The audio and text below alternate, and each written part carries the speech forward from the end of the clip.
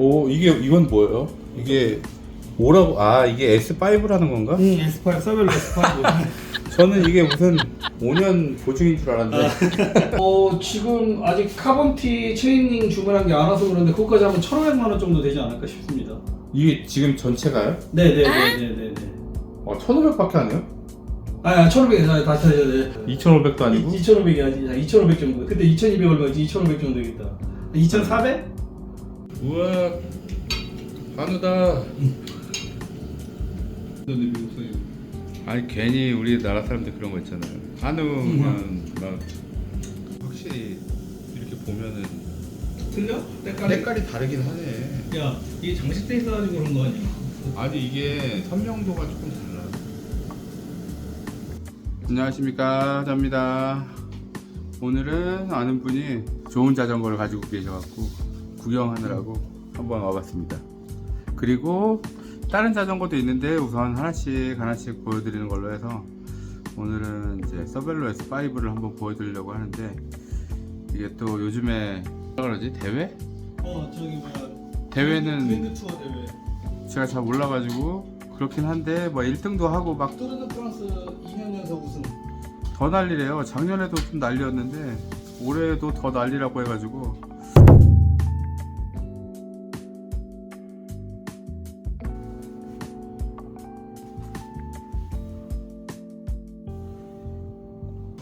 형, 이게 휠이 보라인가요? 보라 울트라 WTO 65죠. 와, 이렇게 귀상어 핸들바가 되어 있고 3D PG 한장. 3D 현장인 것 같은데. 옐로우색 비슷한 연두색 비슷한 거 나오다가 요걸로 바뀌고 그 다음부터는 계속 이 색깔로 유지 중입니다. 세라믹 스피드 에어로 빅 분리가 달려 있습니다. BB도 세라믹 스피드고요. BB도 세라믹 스피드고요. 이게 형 12단이에요? 12단 신형입니다. 아, 듀라. 12단 DI2 듀라. 그때 7.8kg 아무것도 안 달았을 때. 근데 요거 이제 뭐 가민이나 여기 좀 이따 설명하겠지만 플라이 10이나 그 다음에 바리아 715 달고 뭐 달고 하면 한 8.5kg에서 아, 달고 하면 또 9kg 이내는 걸 같은데 와, 8.5kg 충분히 넘어갈 것 같습니다. 어차피 이게 다 달고 다니면 안전하긴 한데 무겁긴 무겁네. 그렇죠, 무겁죠. 어떤 거요? 이게 840이에요? 840 신형입니다. 아, 840. 네. 와. 1040은 너무 커서 감당이 안 되더라고요. 그니까요. 1040은 너무 크더라고요. 네. 플라이 플라이 12 스포츠. 이거는 뭐 작년에 사신 건가요? 작년에 샀죠. 작년 한 겨울 정도에 산 것 같은데 예전에 비해서 좀 가볍고 컴팩트하고 좀 그렇죠. 요즘에는 되게 불박을 진짜 많이 다시더라고요. 그렇죠. 요거 작년보다는 더 약간 뭐라 그래야 되지? 좀 헬강화가 너무 심하게 네. 돼가지고 이제 불박 없으면 잘못하면 답이 없죠. 카본티 브레이크 로터 디스크 잡는 거. 로터거든요. 요 같은 경우는 지금 UAE 팀의 포카차 선수가 하고 있는 건데 따라하려는 건 아니었고 여튼 디스크 로터가 이게 제 듀라 걸 썼었는데 소리가 앞바퀴 부분이 나더라고요. 근데 알아보니까 이제 누수 때문에 소리가 네. 나서 이 디스크 브레이크를 다 바꾸면서 이제 좀 뭐 조금이라도 가볍게 해보자 해서 카본티로 갔는데 뭐 네. 한 3, 4개월 써봤는데 괜찮습니다. 뭐 60만 원인가 들었는데 기억이 정확하게 안 나네요. 예. 그리고 이게 그 카본 부분이랑 바깥에 있는 로터 부분이랑 그렇죠. 다 해서 다 해서 그리고 카본티 디스크 로터를 그냥 쓸 수가 없어가지고서는 네. 이 어답터를 또 달아야 돼요. 그래서 그 어답터까지 다 포함해서 아마 그 정도 가격이었는데 그때 얼마 주고 샀는지 정확하게 기억이 안 나네요. 그리고 요건 가민 랠리. 파워미터는 그렇죠. 잘 이슈 없어요? 파워미터 가민 랠리 이슈 없습니다. 그 가민 랠리가 좀 조심해야 될 거는 잘못 돌다가 이 부분 자체가 좀 풀리더라고요 이게. 그래서 항상 좀 몇 번 라이딩 한 다음에는 이게 풀려있나 안 풀려있나, 요거 풀려져서 그냥 날아가게 되면은 일단은 가민 쪽에다 연락해가지고서는 한 번까지는 무상으로 주는데 두 번째부터는 아마 돈 내고 사야 될 거예요. 저도 한 번 날아간 다음에 무상으로 일단은 받기는 했습니다 한번. 네. 그러니까 요게 지금 로드 타신 지 몇 년 정도 되셨죠? 지금 제가 2021년도 20년 말에 넘어왔으니까 한 3년 됐죠. 아, 네. 자린이 커트라인 3년. 3년.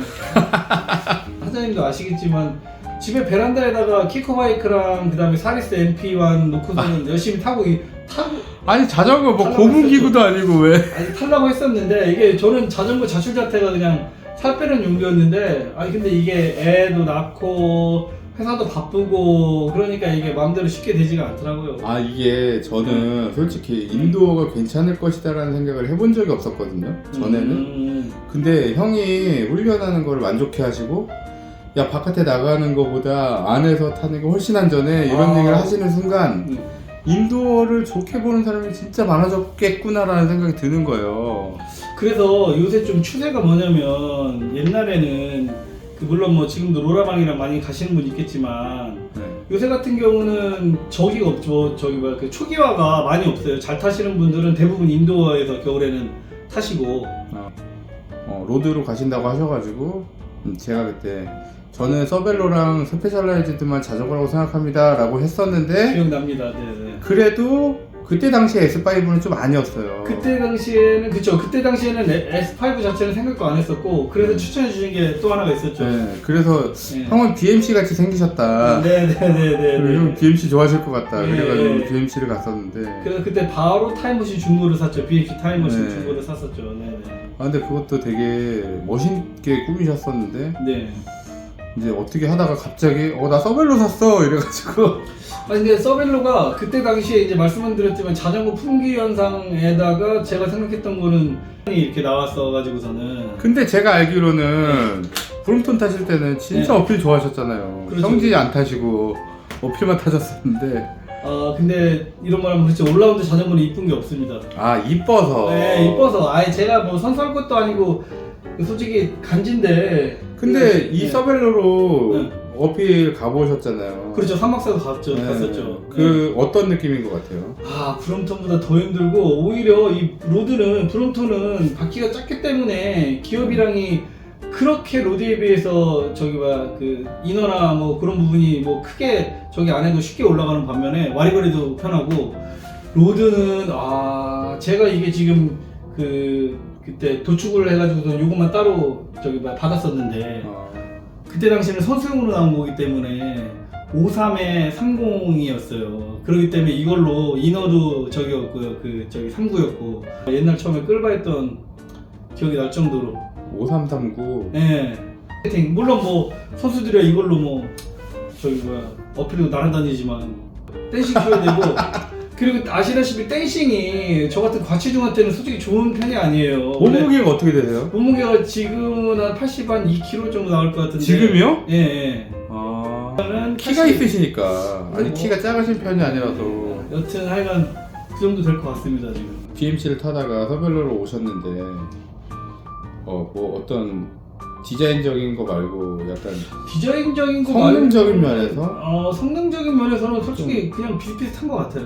성향도 비슷하고. 성향도 비슷하고 에어로 뭐 BMC 타임머신도 완전히 에어로 전용이었기 때문에 뭐 아시다시피 이 속도가 빠르다 어필 말고 일반 평지 같은데 속도가 빠르면 무게랑은 전혀 상관이 없거든요. 타임머신이 물론 무거웠지만. 약간 기능적으로는 별로 차이가 없지만 약간 플라시보 효과가 있다 없다. 플라시보 효과가 있죠.